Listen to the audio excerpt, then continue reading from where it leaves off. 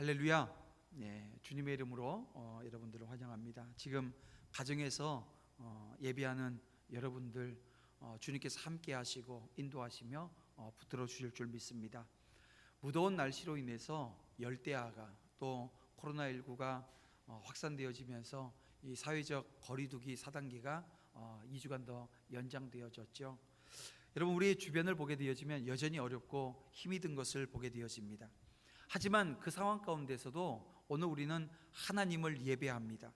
단정하고 엄숙하게 그리고 경건한 모양을 지키며 기도함으로 이 시간을 준비합니다. 온전히 하나님을 공경하는 예배 시간, 그 예배가, 오늘 드리는 이 예배가 하나님 앞에 바로 서는 은혜 시간 되어지는 역사가 있기를 주님의 이름으로 축복합니다. 오늘은 바울이 가르치는 믿음 실천 기술론 24번째 시간인데요, 우상문화 피하고 경계하라 라고 하는 제목으로 함께 말씀 나누고자 합니다. 여러분, 우리나라 이제 그 지도를 보면 지도를 보면서 여기가 영동이고 호남이고 호서고 이런 것들이 있는데요, 이게 초등학교 역사책에 보면 지리책에 보면 나와요. 우리가 영남 하게 되어지면 그 조령이라고 하는, 문경 위에 올라가면 조령이라고 하는 영이 있는데요, 그 산 밑에를 영남이라고 이야기합니다. 호남은 지금은 이제 금강이라고 부르는데 옛날에 호강이라고 불렀습니다. 금강을. 그래서 호의 남쪽을 호남이라고 했고요. 그래서 중부 지역은 호서 또 영동 이렇게도 나누지요. 이게 다 이제 그런 호와 또 이 산 영을 중심으로 하는데요, 이 영남 지방을 가보게 되어지면 음식이 별로 맛이 없습니다. 왜냐하면 이 호남 지역의 그 먹거리가 참 풍부하잖아요. 그거와 달리 이 영남 지방은 산악지대가 많기 때문에요, 먹거리가 그렇게 풍부하지 않습니다. 그러다 보니까 음식이 별로 맛이 없어요. 제가 그쪽에서 좀 살다 왔잖아요. 맛은 확실히 없습니다. 이게 하지만 그것도 제 개인적인 그 취향이니까 왜 맛이 없어요? 맛있는데 아무리 얘기해봐야 맛이 없으니까요. 근데 그럼에도 불구하고 맛있는 음식들이 몇 가지가 있어요. 그 중에 이제 그 안동에 가게 되어지면 안동에 대표적인 음식들이 있습니다. 뭘까요? 안동 간고등어라고 하는 게 있습니다. 안동은 이 내륙 지방이라 이제 고등어는 바다에서 나는 거기 때문에 없거든요. 그런데도 이 영남 지방이 가지고 있는 기술이 뭐냐면 짠지들, 이렇게 절여가지고요 보관하는 그 실력은 참 좋아요. 그래서 고등어를 간을 해서 이게 보관하는 이게 기술이 좋습니다. 그러니까 간잡이라 그러죠. 간을 잘해요. 그래서 이 안동 간고등어가 참 맛있습니다. 또 안동하면 생각나는 게 안동 찜닭입니다. 안동 찜닭, 이것도 참 맛있죠. 우리 그 담국을 하고 있는 우리 조집사님네 거기도 지금 맛집이에요. 담국이 맛집이라고 하는 거 기억 한번 하시고 한번 사 드셔보세요. 찜닭이 괜찮습니다. 또 이 안동하면 여러분들 들어보셨는지 모르겠지만 안동 헛제사밥이라고 하는 게 있어요.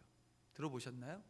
제가 이제 병원에서 근무할 때 이제 점심에 식사를 하러 갔는데, 보통 이제 비빔밥 하게 되어지면 비빔밥은 고추장이나 강된장으로 이게 비벼 먹지 않습니까? 근데 없는 거예요, 아무리 찾아봐도. 그리고 그 하얀 쌀밥에다가 나물들을 몇 가지를 해놨는데요, 이걸 비벼 먹으라는 거예요. 그래서 아니 뭘로 비벼 먹냐, 왜 고추장을 안 내놨냐 그랬더니 하는 얘기가 요건 간장으로 먹는 거래요. 그래서 간장으로 비벼 먹으면서 아니 무슨 이렇게 또 음식을 하냐고 그랬더니 하는 얘기가 요게 그 헛제사밥이라고 안동 사람들이 먹었던 그건데 그걸 이제 식탁에 내놨다는 겁니다. 그랬더니 제가 어떻게 했어요? 이 밥을 막 먹고 있다가 숟가락을 탁 놨죠. 왜냐면 이게 제가 제사밥을 먹으면 되겠습니까? 그 생각이 든 거 딱 놓고서 아니 이거 왜 누가 이거 지금 메뉴 정해갖고 했냐? 아니 어떻게 지금 여기서 헛제사밥 제사밥을 지금 우리한테 줄 수 있냐? 이런 얘기를 제가 한 적이 있는데요, 이 헛제사밥이라고 하는 게 이런 유래를 가지고 있습니다. 쌀이 귀했던 시대입니다. 그리고 제가 아까도 얘기했지만 이 영남 지방에는요 이 먹거리가 그렇게 많지 않아요. 근데 이 안동은 여러분들이 아시는 대로 양반 도시입니다. 유생들이 참 많은 곳입니다. 저녁 늦게까지 서책을 공부하다가 배가 고픈 거예요. 그러면은 어떻게 했냐면 자기 지금 제사 드려야 된다고 하인들한테 밥을 하게 만드는 겁니다. 그러니까 원래 제사를 드리는 게 아니고요, 제사를 드린 것처럼 해놓고 비빔밥을 저녁에 그 야참으로 먹으려고 했던 것이 이 헛제사법의 유래다라고 하는 이야기가 있습니다. 헛제사법이라고 하니까 여러분, 오늘 우리 믿는 성도들은 먹어야 할까요? 먹지 말아야 할까요? 이 안 먹어보신 분들은 모르는데 이 슴슴하니 맛이 좀 괜찮거든요. 근데 이 먹어야 되냐 말아야 되냐, 여러분이 제사밥이라고 하면 여러분 어떻습니까? 제가 이 서론에 이렇게 얘기하는 것은 한번 잘 들어보세요. 우리가 신앙생활하면서 어떻게 오늘 우리가 이 세상 문화 속에서, 특별히 이 세상 문화에는 우상의 문화가 참 많이 존재합니다. 이 세상을 오늘 우리가 어떻게 지혜롭게 살아내야 될 것인가.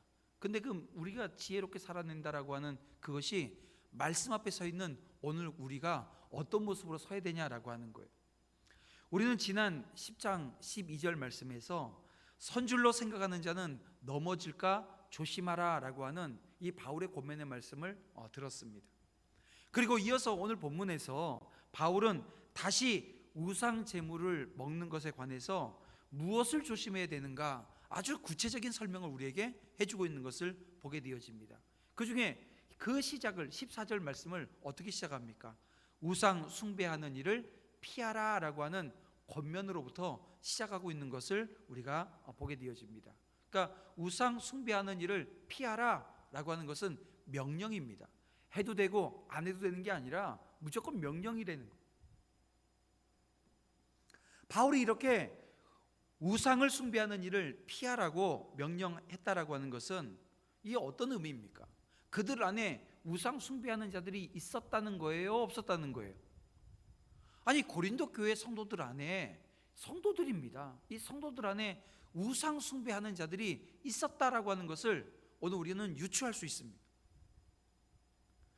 그들이 우상은 아무것도 아니라고 생각한 나머지 어떻게 했어요? 우상 신전에 가서 우상 숭배자들과 음식을 함께 나누었다는 거예요. 근데 그것이 결과적으로 우상을 숭배하는 것과 같다라고 하는 것이요, 우상 숭배를 한 것으로 여겨지게 되었다는 것입니다. 여러분, 일반적으로 우상 숭배라고 하는 것은 사람이나 그 밖의 것을 형상화해서 예배하는 것을 말하지 않습니까? 그러나 이것은 우상 숭배에 대한 아주 좁은 의미, 아주 좁게 만들어 놓은 의미의 정의라는 것입니다. 그러면 우상 숭배가 무엇일까요? 성경이 말하는 우상 숭배는 어떤 특정한 형태를 가진 물체를 섬기는 것에만 국한하지 않습니다. 더 근원적인 것으로 오늘 우리의 마음의 태도, 오늘 우리의 마음의 태도를 우상 숭배라고 정의한다는 거예요. 다시 말하면 우상 숭배라고 하는 것은 하나님보다 높아져 있는 이 마음의 상태를 의미하는 것이죠.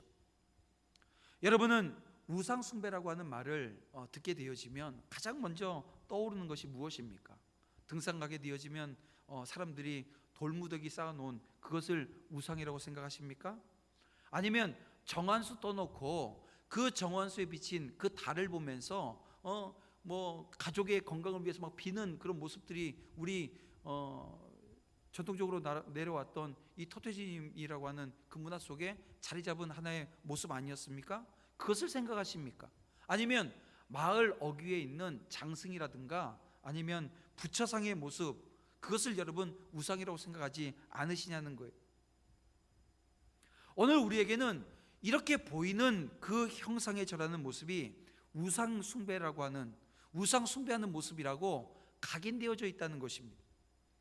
실제로 그랬어요. 구약 시대에 형상화되어진 우상 앞에 절하는 것, 그것을 우상 숭배라고 했지요. 그래서 그모스, 다곤, 바알, 아세라, 아스타롯 비롯해서요, 이 구약 성경에만 한 35가지의 우상들이 형상화되어졌던 것을 우리는 성경을 통해서 보게 되어집니다. 그래서 형상화되어진 것을 섬기는 것을 우상 숭배하는 것이라고 생각하기 쉽습니다. 그러나 우상은 눈에 보이는 물질적인 것만 이야기하는 것이 아닙니다. 여러분들이 아시는 대로 골로새서 3장 5절 말씀을 보게 되어지면 뭐라고 말씀하세요? 탐심은 우상 숭배니라 라고 말씀합니다. 여러분, 탐심을 우상 숭배라고 규정하고 있습니다. 탐심이 뭐예요? 남의 것을 탐하는 거 아니에요. 결국 오늘 우리 마음 속에 우상 숭배가 그 자리 잡고 있다라고 하는 얘기지요. 탐심이 눈에 보여요? 보이지 않습니다. 사람의 마음이기 때문에 그래요. 결코 형성화시킬 수도 없습니다. 그런데 이것이 우상 숭배라고 성경은 말씀해 주고 있습니다. 그렇습니다. 성경에서 말하는 우상이란 세상에 존재하는 형상화되어진 물질적인 것이 아니라고 하는 것, 오늘 우리 인간의 마음에 존재하는 것이라고 하는 것을 우리는 알게 되어집니다. 그것이 형태를 가지고 있든지 없든지 상관없습니다. 중요한 것은 그것이 사람에게 있어서 하나님과 더불어 같은 위치에 있는지, 이것이 여러분 문제라는 거예요. 사랑하는 성도 여러분, 오늘 우리 인간은 하나님을 최고의 가치로 모시고 살도록 창조되어진 존재들입니다. 믿으시면 아멘요? 예. 여러분, 이사야 43장 21절에서 어떻게 말씀하고 있습니까? 이 백성은 내가 나를 위하여 지었나니 나를 찬송하게 하려 함이니라, 이렇게 성경은 말씀하고 있어요. 그래서 오늘 우리 마음속에 하나님만이 주인으로 좌정하셔야 합니다. 그런데 현실을 살면서 오늘 우리는 어떤가요? 하나님이 계셔야 될 그 자리에 다른 것을 앉혀놓는 예들이 얼마나 많습니까? 다른 게 그 자리에 앉아 있어요. 근데 그냥 앉아 있는 게 아니라 모셔져 있는 겁니다. 그리고 그것이 최고의 가치인 양 살아간다는 것입니다. 하나님보다 우위를 차지하는 그 어떤 것이 우리 마음에 있다는 것 아니겠어요? 근데 그것이 바로 우상이라는 것입니다. 즉 하나님보다 높아진 것이라고 하면 그 어떤 것이라도 오늘 우리에게 우상이 되어질 수 있다는 것입니다. 그렇습니다. 우리의 마음에서 하나님 대신 자리를 차지하고 있는 것이라고 한다면 모두가 우상입니다.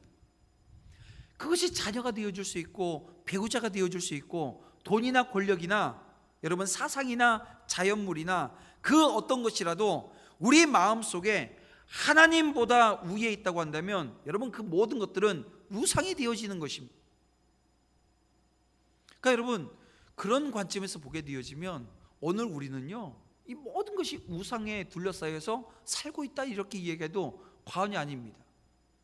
우리가 생각하는 이 관념적이고 이 관념 속에서도 우상이 자리 잡혀져 있고요, 여러분 일상생활에서도 우상이 잡혀져 있고 오늘 우리가 경제, 사회, 문화 모든 것에 있어서 우상이 다 존재한다는 거예요.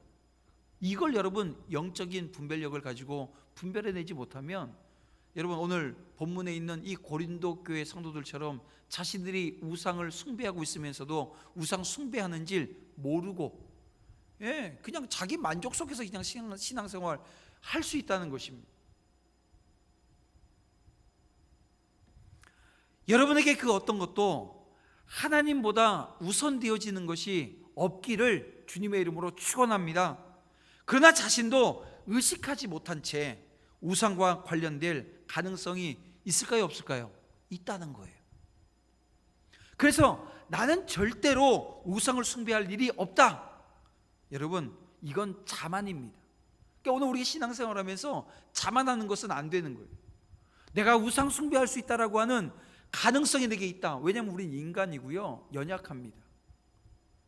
그렇기 때문에 언제든지 그런 위험성에 여러분 우리는 노출되어 줄 수 있다는 것입니다. 나도 모르는 사이에 우상과 연관될 수 있다라고 하는 것을 알게 되면 어떻게 돼요? 경계하게 되어집니다. 피하고 경계하는 자리에 서게 되어진다는 것입니다. 여러분 당시 우상 숭배의 문제를 안고 있었던 이 고린도 성도들이요, 자 오늘 본문 말씀을 보게 되어지면 성찬에 참여하고 있었습니다. 바울은 우리가 성찬에 참여할 때 그리스도의 피와 몸에 참여한다라고 하는 것을 이 16절에서 말씀하고 있는데요, 16절 말씀을 보겠습니다. 우리가 축복하는 바 축복의 자는 그리스도의 피에 참여함이 아니며 우리가 떼는 떡은 그리스도의 몸에 참여함이 아니냐라고 하는 이야기를 우리에게 하고 있습니다. 다시 말하면 이 성찬의 떡과 잔은 단순한 음식이 아니라는 거죠. 바로 그리스도의 피와 몸에 참여한다라고 하는 의미, 그리고 거기에는 아주 그보다 더 높은 그 신앙의 결단이 내포되어져 있는 것입니다. 그리고 17절 말씀에서 바울은 또 이렇게 이야기합니다. 떡이 하나요, 많은 우리가 한 몸이니라고 말씀하고 있어요. 그렇습니다. 성찬에 참여하는 자들은 다 한 떡, 다시 말하면 한 분 예수 그리스도의 살을 먹은 자들입니다. 그렇게 성찬의 떡과 잔은 모든 성도를 그리스도 안에서 한 몸이 되게끔 하셨습니다. 그리고 이제 바울은 18절 말씀에서 구약 시대의 제사도 마찬가지다라고 하는 이야기를 합니다. 제물을 먹는 자들이 제물에 참여하는 자들이 아니냐고 반문을 하고 있는 거예요. 그러므로 우리가 어느 자리에 참여하는가라고 하는 것은 굉장히 중요한 문제가 아닐 수가 없어요. 여러분, 바울은 8장부터 우상이 아무것도 아니기 때문에 우상에게 바쳐진 제물은 그저 음식일 뿐이라고 말을 했습니다. 그래서 어떤 사람들은 아무런 거리낌 없이 우상에게 바쳐진 그 제물을 먹었습니다. 이제 바울은 우상과 우상 제물에 관해서 더 심도 있는 내용을 지금 이 고린도 교인들에게, 그리고 오늘 우리 도남제일교회 교인들에게 가르치고 있는 거예요. 여러분, 이방인이 우상에게 제사하는 것은 귀신에게 제사하는 것이고, 그 제물은 귀신에게 바쳐진 제물이라고 하는 것입니다. 하나님께 드린 제물을 먹는 것이 이 제사에 동참한다라고 하는 의미이듯이, 귀신에게 바친 그 제물을 먹는 것은 귀신에게 제사하는데 참여하는 것이 되어지고 귀신과 교제하는 것이 되어집니다. 우상과 우상 제물에 대해서 잘 알고 있다고 생각해서 아무런 꺼리낌 없이 먹었던 사람들은 아마 지금 사도 바울이 말씀하고 있는 오늘 이 본문 말씀을 지금 읽고 그들이 대하게 되어질 때, 제가 생각할 때는 엄청난 충격을 지금 받고 있을 거라는 생각을 해요. 왜냐하면 지식에 근거해서 우상 쟁물은 아무것도 아니라는 것, 아무 의미가 없다는 것. 그래서 그런 마음으로 음식을 먹었는데 지금 사도 바울이 지금 뭐라고 얘기하는 거예요? 그것이 귀신과 교제하는 것이라고 지금 이야기하는 것 아닙니까? 이게 얼마나 충격적인 것입니까? 그래서 바울이 10장 12절에서 선줄로 생각하는 자는 넘어질까 조심하라, 이렇게 지금 이야기했던 거예요. 이건 여러분 경고입니다. 자신이 알고 있는 것이 전부라고 생각하는 그 자만, 이 자만이 이런 오류에 빠지게 했다는 것이죠. 우리는 무엇이든지 부분적으로밖에 알 수 없다는 거예요. 다 알지 못합니다. 그러므로 안다고 자만해서는 안 되는 거죠. 바울은 성도가 우상의 제물을 먹는 것이 얼마나 큰 문제가 될 수 있는지 지금 말하고 있는 겁니다. 주의 잔과 귀신의 잔을 동시에 마시고 주의 식탁과 이 귀신의 식탁에 동시에 참여하는 심각한 모순에 빠지게 된다는 것입니다. 21절을 보겠습니다. 너희가 주의 잔과 귀신의 잔을 겸하여 마시지 못하고 주의 식탁과 귀신의 식탁에 겸하여 참여하지 못하리라. 여러분, 이 말씀은 성찬에 참여했던 자, 그러니까 오늘 우리 교회가 지금 고린도 교회하고는 조금 다르지만 우리는 지금 어쨌든 우리도 이 성찬에 참여하고 있습니다. 이 성찬에 참여하는 자는 우상의 제의에 참여할 수 없다라고 하는 말씀이 바로 21절 말씀입니다. 여러분, 이것을 달리 말하면 귀신과 이 주님을 겸하여 섬길 수 없다라고 하는 말씀인데요, 오늘 우리 주님께서도 마태복음 6장 24절에서 이렇게 말씀하셨죠. 한 사람이 두 주인을 섬기지 못할 것이니 너희가 하나님과 재물을 겸하여 섬기지 못하느니라, 이렇게 말씀해 주셨습니다. 여러분, 우리 신앙생활에 있어서는 이 중립지대라고 하는 게 없습니다. 여러분, 신앙은 진짜 아니면 가짜입니다. 흰색 아니면 검은색이라는 거예요. 회색이라고 하는 게 존재하지 않습니다. 그래서 주님은 오늘 우리에게 순종하더라도요, 어떤 순종이요? 100% 순종을 원하시는 거예요. 주님을 섬기면서 세상도 귀신도 섬길 수 있다고 생각하면 여러분, 그것은 큰 오산입니다. 왠지 아세요? 우리 하나님은 질투하시는 하나님이시기 때문에 그렇습니다. 출애굽기 34장 14절 말씀, 여호와는 질투라 이름하는 질투의 하나님이라고 성경 분명히 말씀하셔요. 결국 하나님은 자신의 영광을 절대 빼앗기시는 분이 아니십니다. 하나님은 당신의 백성이 당신께만 영광 돌리기를 원하신다는 거예요. 만일 하나님의 백성이 하나님 이외의 존재를 하나님같이 경배하고 찬송한다면 하나님은 질투하시는 그 질투로 말미암아 어떻게 해요? 진노하시겠다는 거예요. 그러므로 우상 숭배하는 그 모습은요, 심판을 면할 길이 없는 것입니다.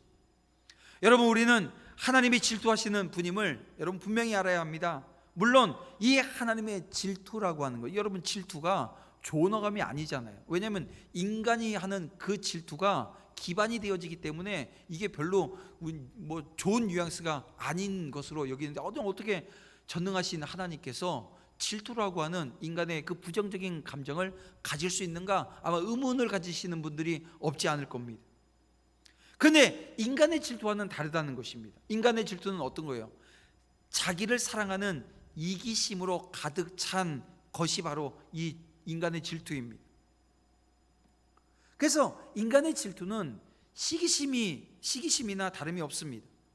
그러나 하나님의 질투는 시기심에서 나온 것이 아니라는 거예요. 누가 당신보다 더 잘 되는 것을 눈뜨고 보지 못해서 시기하는 것이 아니라는 것입니다. 하나님의 질투에 대해서 성경은 어떻게 말씀합니까? 이사야 42장 8절 말씀을 보면, 나는 여호와이니 이는 내 이름이라.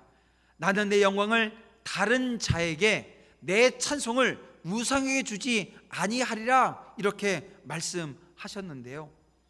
여러분, 하나님의 질투는 하나님의 백성이 당신께만 돌려야 될 영광을 다른 존재에게 돌림으로 말미암아 기인한 것입니다. 하나님께서는 당신의 백성이 그 본래의 이 존재 목적에서 벗어나게 되어지면 그때 질투하신다는 거예요. 또한 이 하나님의 질투는 그것을 표현하는 방법에 있어서도 인간의 질투와는 다르다는 거예요. 여러분, 인간의 그 질투의 표현이 원색적이고 즉각적으로 일어나지 않습니까? 그러나 하나님은 그렇지 않다는 거예요. 하나님은 질투를 가신 분이시지만 또한 노하기를 더디하시는 분이십니다. 만약 우리 하나님이 즉각 질투하심으로 그것을 표현한다고 하신다면 여러분, 세상에 우리가 살아남을 사람이 몇 사람이 될까, 이런 생각을 해봐요. 아마 한 명도 없지 않겠습니까? 우리 하나님은 거듭거듭해서 인간을 타이르고 또 가르치고 때로는 선지자 등 하나님의 사람들을 통해서 경고의 말씀을 주시면서 인간의 잘못을 참으십니다. 그러시다가 더 이상 놔두었다가는 당신의 백성이 아주 그릇된 길을 갈 것처럼 그렇게 보이겠다 싶으면 그때서야 비로소 인간에게 노하신다는 거예요.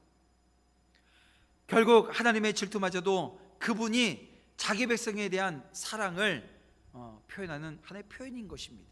그러니까 우리를 사랑하시는 그 사랑에서 비롯되어진 것이 하나님의 질투라는 거예요. 성도 여러분, 여러분은 하나님께서 질투하시는 분이라고 하는 것, 여러분 여기에 이제 동의되십니까? 이 동의되어져야 합니다. 그래야 우리가 다음 단계로 갈 수 있어요. 무슨 얘기냐면, 그러면 이제 오늘 우리의 시선을 돌려서 오늘 우리 자신을 볼 수 있어야 됩니다. 여러분, 하나님의 질투의 대상이 누구입니까? 우상입니까? 아니면 우상의 제물입니까? 아닙니다. 하나님은 우상과 경쟁하시는 분이 아니세요. 오늘 우리 인간들이 우상으로 섬기는, 우상 숭배하는 그 모든 것들은요, 피조물들입니다. 하나님께서 만들어 놓으신 것을 놓고 인간이 그냥 우상으로 섬기는 거예요. 반면 우리 하나님은 창조주이시고요, 만물의 절대 주권자이십니다. 하나님의 질투심을 유발시키는 장본인은 바로 오늘 우리 인간, 오늘 우리들입니다. 인간이 하나님을 버리고 허무한 것에게 절할 때, 그래서 하나님은 질투하시는 겁니다. 그러므로 우리는 절대로 우상 숭배, 우상을 섬겨서는 안 된다는 거예요. 그리고 여기서 우리는 한 단계 더 나아가야 하는데요, 사실 우리가 우상 숭배하지 않는 것은 당연하지만 그것은 단지 그 명령에 순종하는 차원의 소극적인 태도에 불과합니다. 주님께서 찾으시는 한 사람은 소극적인 신앙의 소유자가 아니라는 것 여러분 아시지요? 주님께서 원하시는 사람은 모압 여인과 간음을 행해서 이방 신들에게 절한 이스라엘의 백성들을 보고 분노했던 이 비느하스 같은 사람들입니다. 여러분, 구약시대 이스라엘 백성들이 왜 하나님의 심판을 받았습니까? 우리는 다 알고 있습니다. 그들이 하나님을 섬기지 않았기 때문이 아닙니다. 이스라엘은 한 번도 하나님께 이 예배드리는 이 제사 드리는 것을 패한 일이 없어요. 그럼에도 그들이 하나님의 심판을 받아서 망한 것은 다른 데 있지 않습니다. 하나님과 우상을 겸하여 섬기려고 했기 때문이에요. 그들은 하나님과 우상을 겸하여 섬기면 어떤 유익이 자기들에게 있을 것이라고 생각을 했습니다. 근데 그것이 오히려 화근이 되어졌다는 것입니다. 여러분, 하나님 앞에 우리 미가서를 보게 되면 천천의 수양이나 만만의 강수 같은 기름을 하나님께서 기뻐하실까라고 하는 말씀이 있습니다. 그러니까 그들이 우상 숭배하면서도 하나님의 말씀을 온전히 따르지 않고 이웃을 압제하고, 여러분 그들의 모습은요, 예수 믿으나 믿지 않나 똑같은 모습으로 살아갔다는 얘기예요. 예배드리는 것이 이 교회 안에서에만 예배드리는 것이고 나가서는 구별이 되어지지 않는다는 거예요. 하나님의 말씀대로 살아내는 삶의 자리가 그들에게 없었다는 것입니다. 예배드리지 않았던 게 아니에요. 예배드린 자의 삶으로 하나님을 온전히 경배하고 하나님께 영광 올려드리는 삶의 자리에 대한 고민도 없었고요, 고민이 없으니까 삶의 자리는 더더욱 없는 거죠.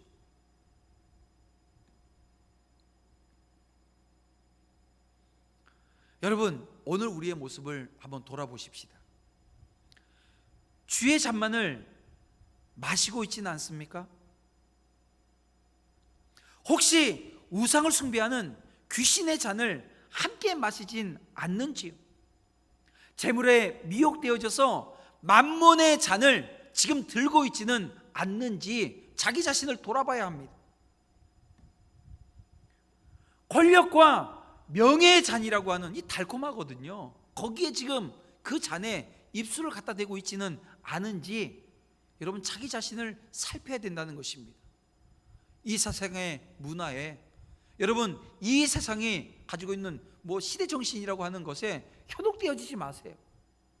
그것은 다 인간이 만들어 놓은 것이고, 인간이 여러분 거기에 복종하는 순간 여러분 하나님의 심판이 임할 수밖에 없는 것입니다. 오늘 우리는 주님의 잔 이외의 모든 것들, 그것은 여러분의 손에서, 여러분의 입술에서 다 놓아야 합니다. 완전히 제거해야 될 줄 믿습니다. 그래서 주님의 잔에서 흐르는 은혜를 온전히 누리는 믿음의 신실한 주의 자녀들이 다 되어지기를 원합니다. 주님의 잔은 여러분 부족함이 없습니다. 우리의 목마름을 완전히 채워줄 수 있는 줄 믿으시길 바랍니다. 만약 이것을 경험하지 못했다고 한다면 문제는 그 잔을 들고 있는 우리 신앙의 미온적인 상태가 문제라는 거예요.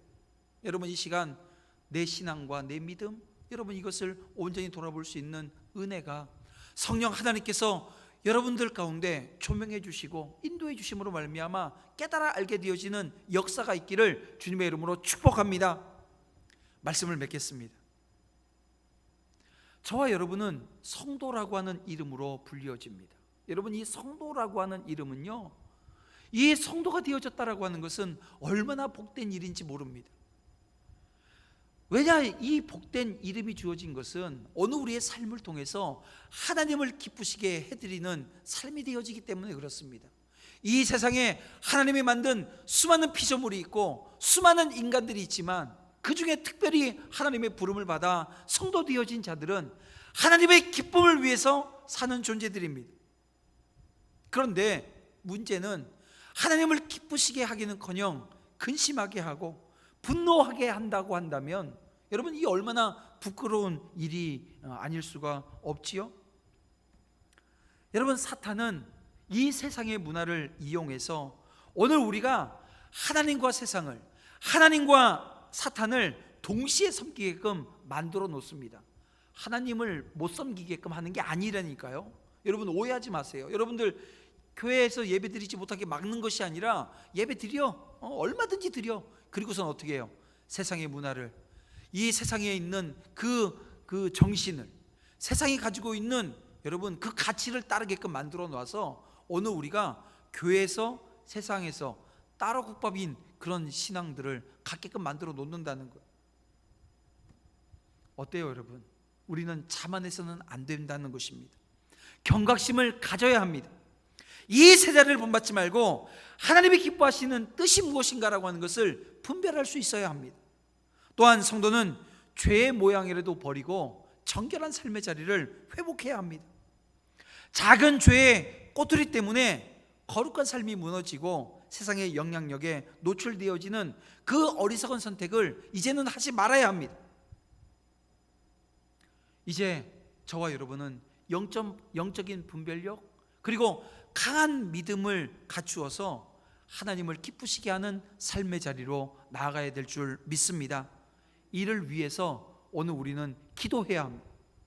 이를 간구하면서 한 주간 여러분 이 힘든 시기에 정말 주님을 바라보면서 여러분 간구하면서 주님이 주시는 은혜와 힘을 가지고 여러분 한 주간 정말 주님이 기뻐하시는 삶의 자리를 온전히 회복하는 믿음의 신실한 주의 종들이 다 되시기를 주님의 이름으로 축원합니다.